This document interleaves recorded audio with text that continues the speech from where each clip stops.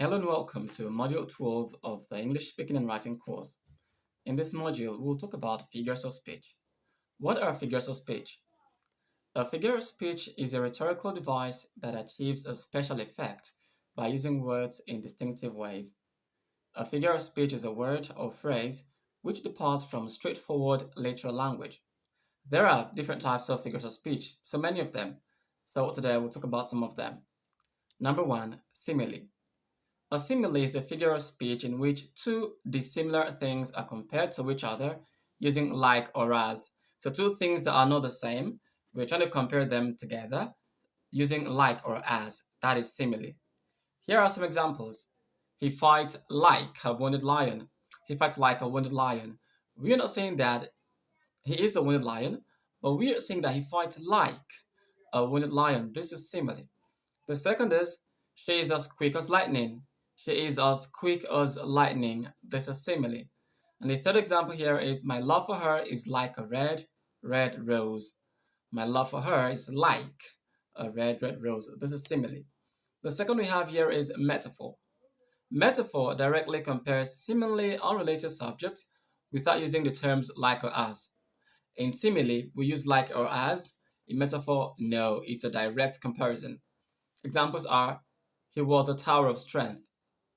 He was a tower of strength. And the second is, you are a star. You are a star. This is metaphor. You are a star. Saying that a person is a star is metaphor. It's metaphorical.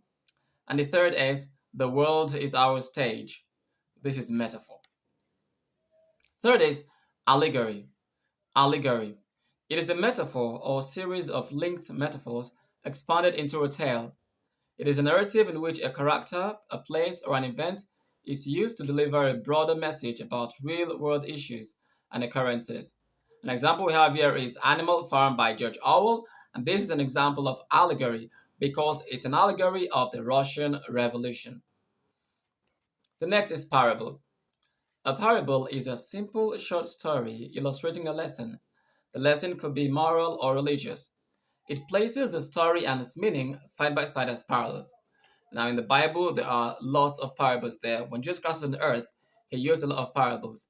Here are some examples. The 10 virgins. It's in the Bible. It's a parable. It's a simple short story that illustrates a lesson. Another is the Good Samaritan. It's in the Bible. The prodigal son. Another parable in the Bible. So these are examples of parables. The next one we have is fables.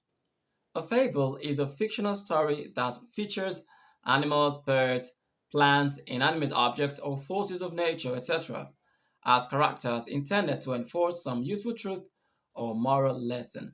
So these animals, these inanimate objects, they act like humans in order to teach us lessons. Examples are the tortoise and the hare. While leopards have spots, the tortoise and the birds, I'm sure you know some of these fables. Another one might be, or is, while the sun is in the sky. So these are examples of fables. We have epigram. An epigram is a brief, pointed saying that expresses an idea in a clever or amusing way. A brief, pointed saying that expresses an idea in a clever or amusing way. Examples are, if we don't end war, war will end us. When you think about it, if we don't stop war, we will die as a result of the war. Beautiful. Another is, it is better to light a candle than to curse the darkness. So instead of cursing the darkness, oh, it's dark. Why is it dark? I curse the darkness. Why not get a candle, light it, and darkness will disappear? So what it means is that instead of brooding or complaining over a situation, why not look for the solution and the problem will vanish? As simple as that. That is an epigram. Another is, the child is the father of the man. This means that traits, qualities, personality that will develop as a young child, if we do not change it, it will affect what will become as a grown-up person, as an adult. That is an epigram as well. The child is the father of the man. Another example is oxymoron. Oxymoron. An oxymoron is a figure of speech that combines contradictory terms, placing them side by side. Two terms that contradict each other, we place them side by side because we're trying to portray something to give an effect. That is oxymoron. Example is a deafening silence. When something is deafening, it's so loud. And then we add silence to it, a deafening silence. That is an oxymoron. Another is an open secret. Well, a secret should not be open.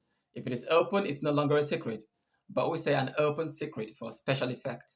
That is oxymoron. Another is only choice. If it is only, that means you don't have a choice. If you have a choice, that means it should be more than one. So only choice is contradictory. If you use this, this is called, or it's an example of an oxymoron. The next is paradox. A paradox is a statement that appears contradictory and absurd at first, but makes sense upon reflection or on second thought. When you hear it at first, you think this doesn't make sense, this is absurd, it doesn't make any sense. But when you think about it again, it makes sense. That is paradox. We have examples like the more you give, the more you get. Now you might think, the more you give, the more you get. Is that possible? Yes, that means that when you're generous, people will tend to give to you in return. The more you give, the more you get. The only constant is change. Here's another example of a paradox. And the third, if you don't risk anything, you risk everything. Now, when you think about it at first, it might not make sense to you. But when you think about it again, you get a sense of it. If you don't risk anything, you risk everything. So there are some risks you need to take. If you don't take that risk, you might end up losing everything that you have. That is a paradox. The next we have here is climax. Climax is a figure of speech in which words, phrases, or clauses are arranged in order of increasing importance, from the least important to the most important. That is climax. I came, I saw, I conquered. Let a man acknowledge his obligation to himself, his family, and his God.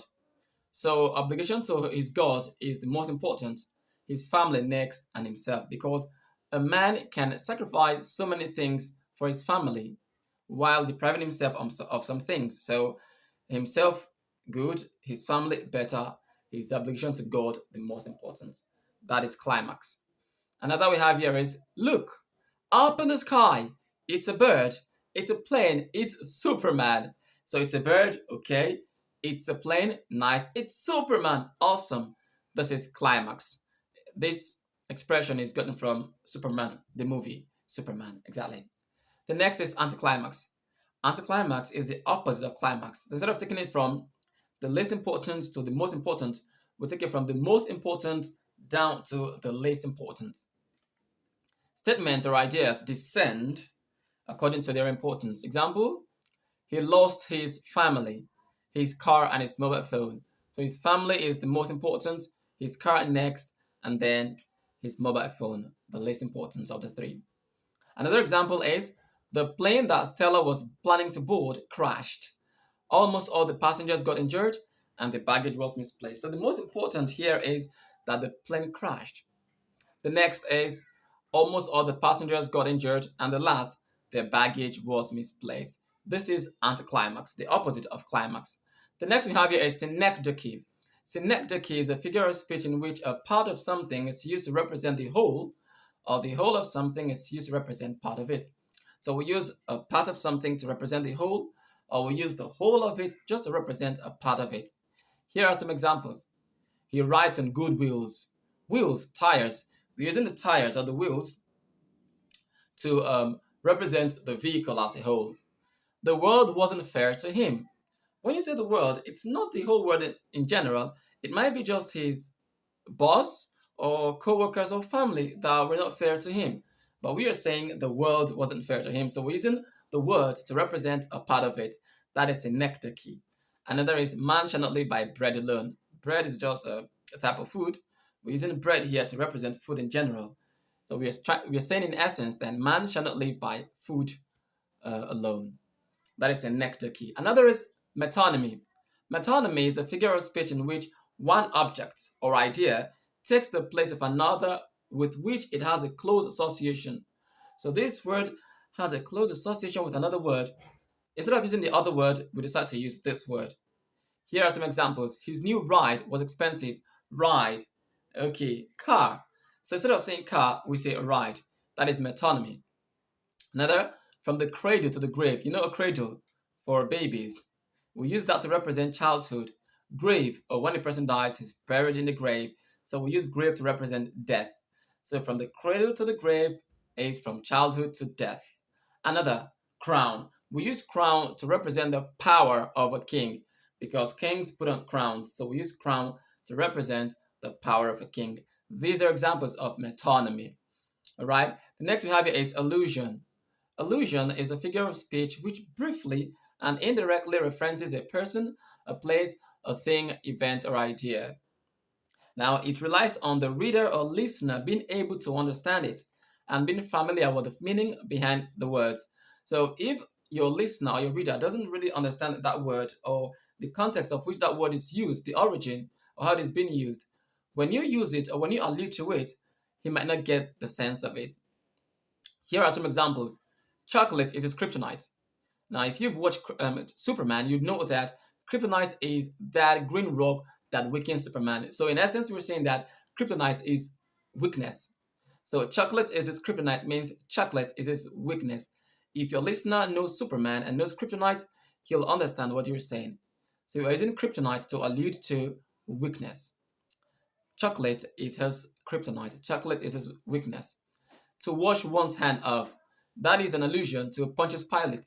In the time of Jesus Christ, he washed his hands off after he asked the mob, the crowd, okay, what do you want? I don't see any fault in this man. Should I release him? The mob said, no, kill him. Give us Barabbas. Give us a criminal. Release the criminal, but kill Jesus. So when you say to wash one's hand off, it means you're saying in essence that you didn't have anything to do with this issue or with these people. Another is I'll be your Romeo if you'll be my Juliet. If you've read Romeo and Juliet, or if your reader or listener has read it or knows about Romeo and Juliet, they'll understand what you're trying to say in allusion. The next we have here is personification. Personification is the attribution of human characteristics and behavior to something not human. My alarm yelled at me this morning. We know alarm cannot yell, only humans yell. So when you say my alarm yelled, that is personification, a behavior that humans exhibit. You're trying to attribute it to something that is not human. So alarm yelling, that is personification. Another is be careful when you talk here. Even the walls have ears. Now we know that walls don't have ears. Humans have ears. So when you say walls have ears, that is personification. You're trying to say that people might be around, people might hear you, they might eavesdrop. So be careful of what you say. Another is love is blind. Only humans and animals can go blind. Love cannot go blind. When you say love is blind, you are attributing human characteristics of blindness to something that is not human. Another might be the sun is smiling at me. The sun cannot smile at you. The sun doesn't smile. Humans smile. So when you say the sun is smiling at you or at me, you're saying, oh, this is personification. All right. The next is apostrophe. I know that you know apostrophe as a punctuation. Now here is another apostrophe. We have two apostrophes, the punctuation and the figure of speech. Apostrophes are words spoken to a person or an object, which is an imaginary object, an inanimate object, or an abstract idea. Examples are death, where is your sting? You are talking to death as if it's something that you can see, something that is real, something that is in front of you. You know, death is imaginary object. It's not something physical. So it's an abstract idea rather. Death, where is your sting? Another is Twinkle, Twinkle, Little Star.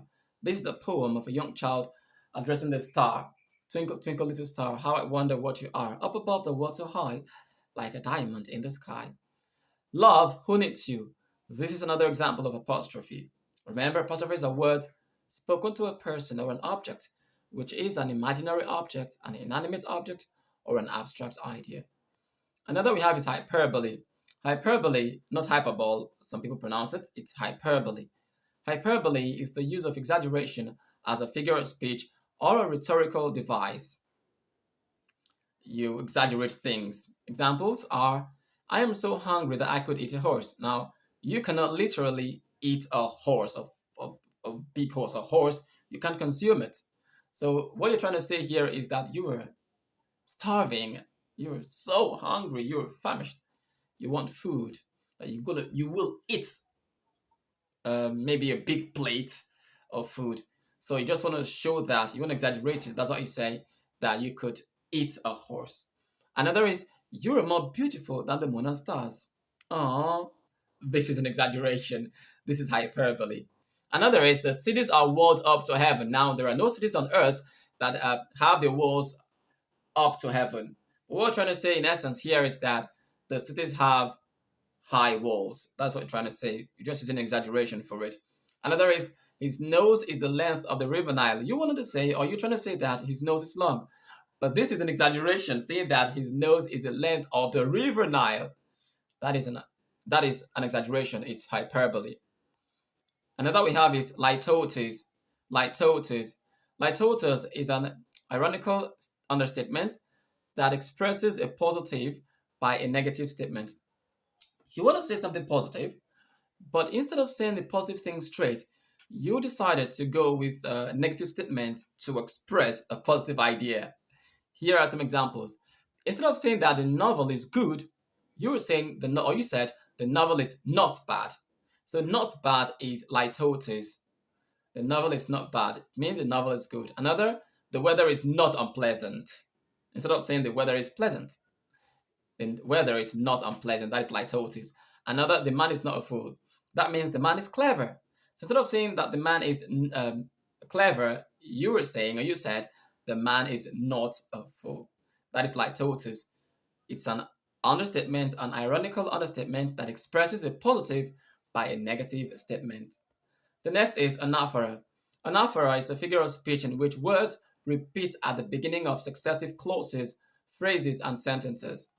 You repeat words at the beginning of successive phrases, clauses, and sentences like you must not stop, you must not win, you must not fail. You must not, you must not, you must not. Anaphora. Another is they didn't speak, they didn't stand, they didn't even look up when I came in. They didn't, they didn't, they didn't. Anaphora. The next is innuendo. Innuendo is a figure of speech in which the speaker or writer's meaning is not plainly stated but merely insinuated. This is especially if what the speaker or writer is trying to say is unpleasant or sexual. So the speaker or writer will not say it directly or plainly, but instead he's only going to insinuate it. Like this: I found a way to get some extra help in the test. Now, extra help here means cheating. He was being economical with the truth. You don't want to say the person is telling a lie or the person is lying, but you're saying that he's economical with the truth. You're insinuating that he's telling a lie, but you're not saying it plainly or directly. Another is Mark has been spending a lot of time with Lois, if you know what I mean.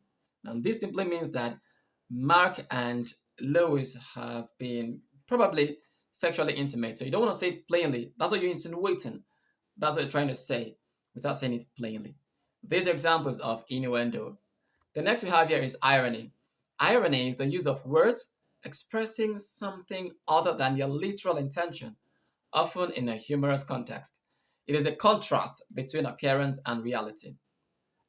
When someone says, the water seller died of thirst, that is an irony.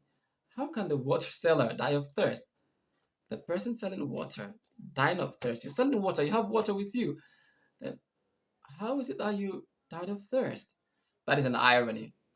Another is maybe you entered into a child's room. The room is messy, dirty, messy, scattered, and then you say, "Nice place you have here." That is an irony because what you're saying is totally different from what we have on ground. That is irony. Another is somebody tweeting on Twitter that Twitter is a useless app. The person is right there on Twitter tweeting that Twitter is a useless app. That's an irony. Okay, friend, if you say that Twitter is a useless app, why are you still there? Why are you tweeting it using Twitter? That is irony. It's a beautiful figure of speech that you can use. Another is sarcasm.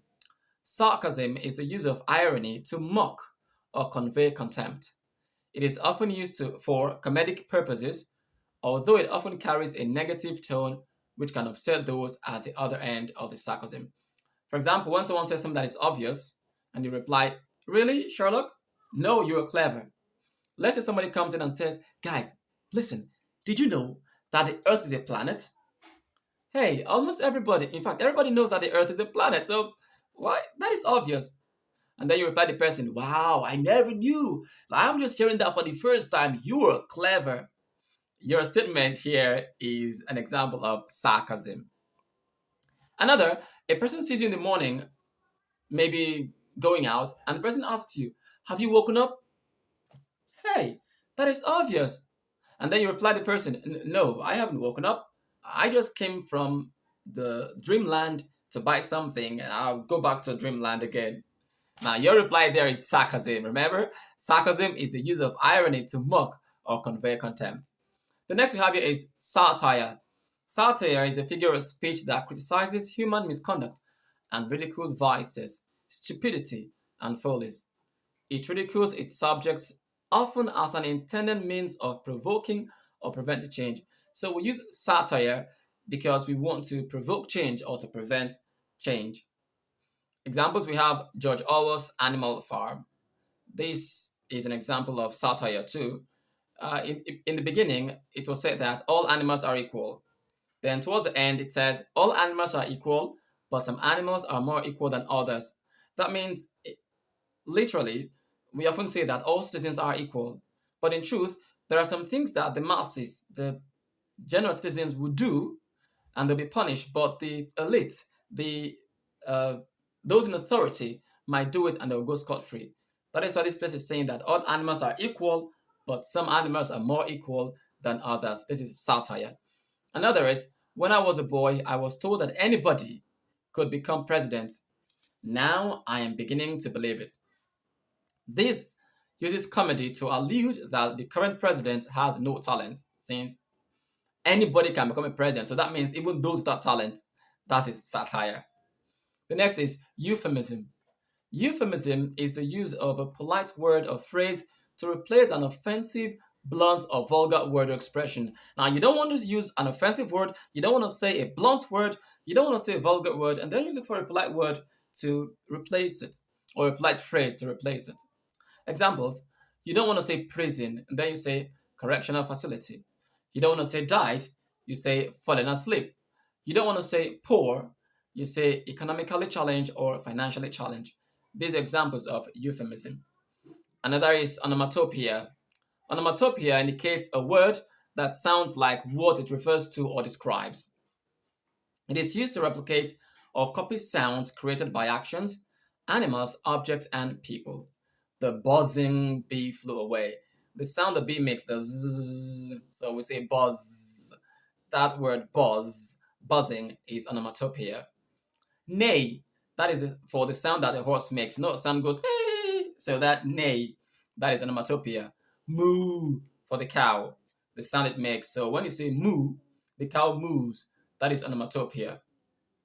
The next one we have here is alliteration. Alliteration is the repetition of initial consonant sounds in several words and in quick succession. The initial consonant sounds, the first consonant sounds of the words are the same in quick succession. Like this, back, bigger and better. I am back, bigger and better. Back, bigger, better. The same consonant sounds, okay? It might be different letters, but make sure the sounds are the same. That is alliteration. Jump for joy, jump, joy. Peter Parker, Peter Parker, that's alliteration. Lois Lane, Wonder Woman, This is, or these are examples of alliteration. Next we have is consonants. Consonants refers to repeated consonant sounds in the middle or at the end of words. Repeated consonant sounds in the middle of a word or at the end of words. Yeah, in the middle of words or at the end of words. We have funny, bunny, 11 silver knives. Take a sneak peek. Take a sneak peek. K. In the middle of the words, at the end of the words, the same consonant sounds. That's consonants. Another is assonance. Assonance is repetition of identical vowel sounds. Repetition of identical vowel sound. Top of the pop, top of the pop, top, oh, pop, oh. How now, brown cow, ow, ow, ow, ow. The sun rose high in the bright sky. High, I. Bright, I. Sky, I. These are examples of assonance. The next we have is pun. A pun is a play on words, usually clever. Either they are different meanings or upon two different words sounding the same. So it's a play on words, either they are different meanings or upon two different words sounding the same. So I said zero because one of the examples there we have zero, and that will say it. Here is the first example. How should we greet the person who invented zero? Thanks for nothing. This is pun. So zero also means, we often say zero means nothing. So how should we greet the person who invented zero? Thanks for nothing. Thanks for zero. Thanks for nothing. Zero means nothing. That is pun. It's a play on words. Another is life worth living? It depends on the liver.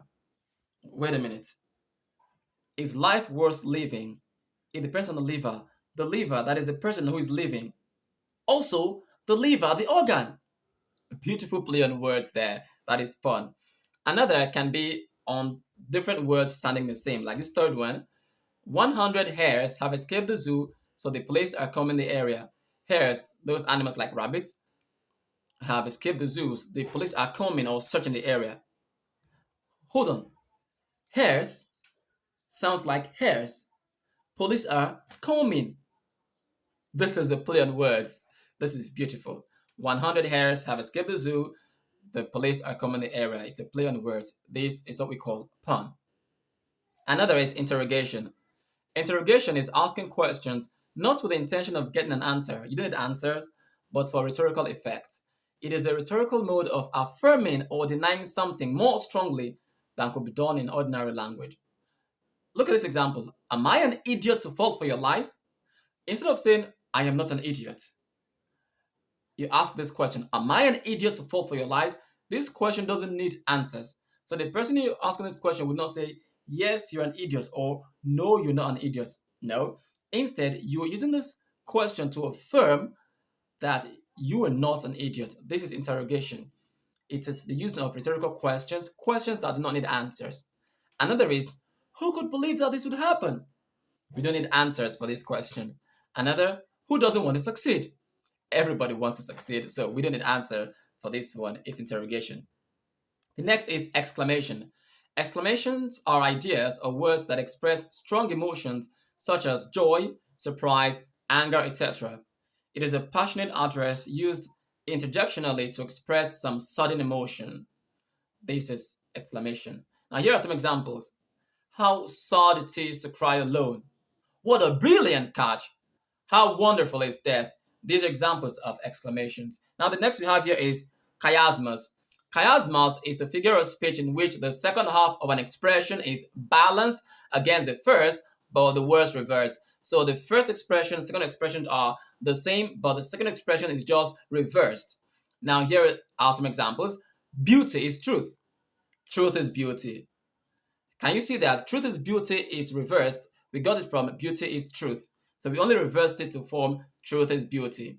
Another is work to live and do not live to work. Chiasmus. She went to town and off to town went she. Another example of chiasmus. It's a figure of speech. Now the next one we have is inversion. Inversion is a change in the natural or usual order of words for the sake of effect or emphasis. Instead of you to say, yesterday I saw a sheep, you say, yesterday a sheep I saw. That is inversion. Instead of saying, I was shocked, you say, shocked I was. Instead of saying, the decision will come tomorrow, you decided to say, tomorrow will the decision come. These are examples of inversion. This is another figure of speech. Now, the next we have here is tautology. Tautology is meant for repeating the same fact or idea in different words. Sometimes it's called an unnecessary repetition. It is a repetition of the same idea in unnecessary words. Here are examples. In Rome, we saw dilapidated ruins. You don't need to put dilapidated and ruins together because they actually mean the same thing. Okay, ruins are dilapidated buildings or things that are dilapidated. So no need to say dilapidated ruins. That is tautology. Another, the evening sunset was beautiful. Hey, sunset happens only in the evening, so no need to say the evening sunset. Another is the Sahara is a very dry desert. Deserts are usually dry. Deserts are dry. No need to say dry desert. Just say desert. So what we have here is tautology. All right. And the last figure of speech we're going to consider in this module is circumlocution. Circumlocution means talking around or talking in circles.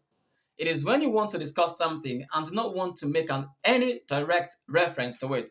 So you create a way to get around it. Examples are the vehicle that I used to drive to work. Why not just say my car? What is the vehicle that I used to drive to work? That is circumlocution, just going around in circles. Another, you know who. Say the person's name. You don't want to say the person's name, you say you know who. I mean, you know the person we're talking about. That is circumlocution. And the last is that statement of his was purely an effort of imagination. Instead of saying his statement was fiction, you were saying was purely an effort of imagination. So you're just going around in circles. You don't want to be direct, you don't want to say it, you don't want to say fiction. These are examples of circumlocution. So, friends, we have talked about different types of figures of speech.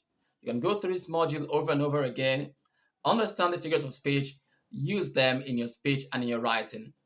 Thank you very much for being with me in this module, and I'll see you in the next module.